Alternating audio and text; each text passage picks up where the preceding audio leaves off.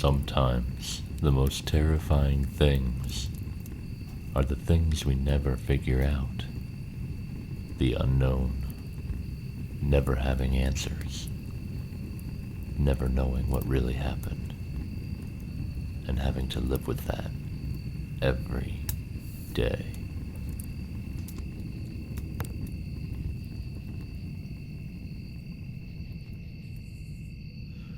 A few years ago, my brother would get a call on his cell phone around 2 or 3 a.m. every night.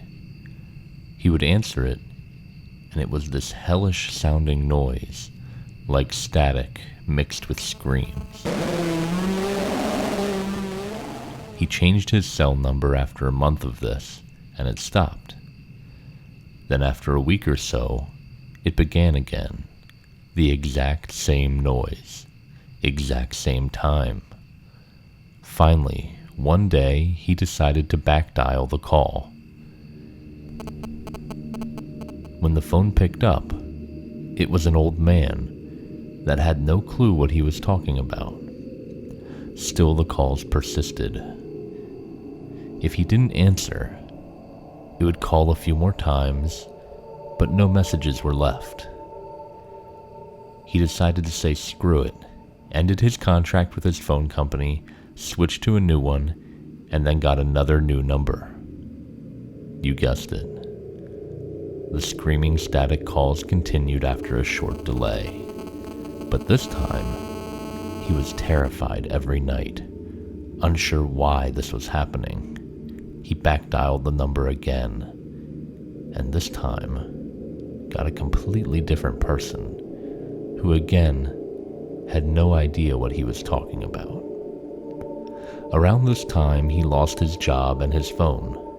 The calls stopped, of course. His phone was disconnected now.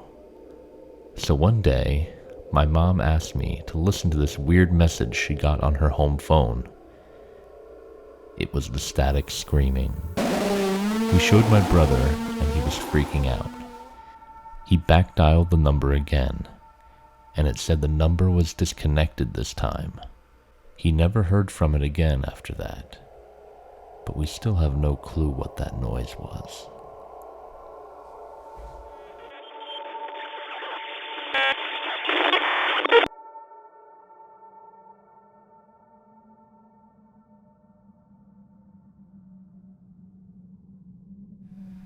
When my family hit hard times, we had to move into a small house where my uncle had recently shot and killed himself. He had done this because he had fallen into a deep depression after his wife had overdosed on pills and died there the summer before. It all happened so quickly that when we moved in, there were still stains of blood in one of the rooms. But on the third or fourth night of us living there, my sister and I were up in our room playing video games at around 1 or 2 in the morning when someone knocked at the door, our bedroom door. We didn't think anything of it and shouted for whoever was outside the door to come in. There was no answer. Another knock. We stopped and stared at the door. Another knock. The doorknob does a full rotation and snaps back as if someone had turned it and let it go quickly. I get up. I open the door and expect to see one of my other sisters or my mother, who are the only other people in the house. I opened the door and stared into the empty hallway. I walk down the hall and peek into the other bedroom. Inside, I see my 2 younger sisters and my mother, both fast asleep. No one else was in the house. How did the doorknob move?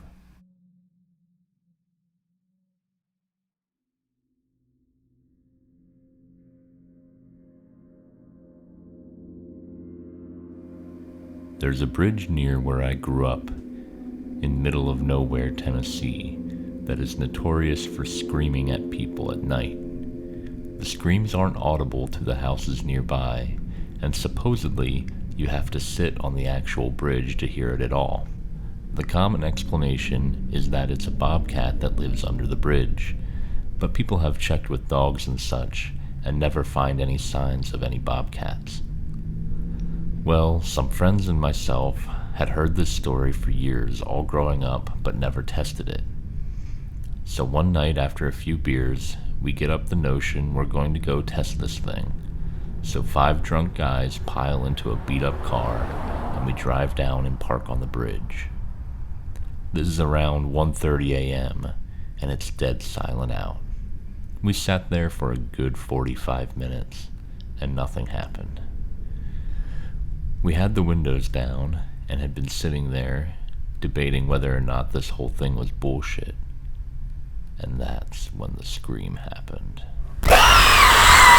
We had the lights off, but there was a full moon, so we could see pretty well, and there for sure wasn't anything outside the car, but it was loud, and it sounded like a woman with particularly powerful lungs having her skin ripped off right outside the window on the rear passenger side that faced off the edge of the bridge.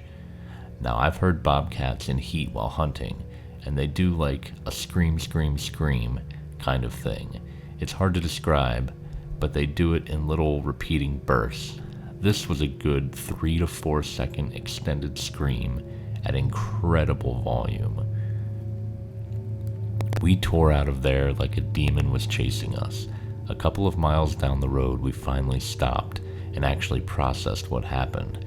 My adrenaline was going so badly, and I was so scared, I was just shaking uncontrollably.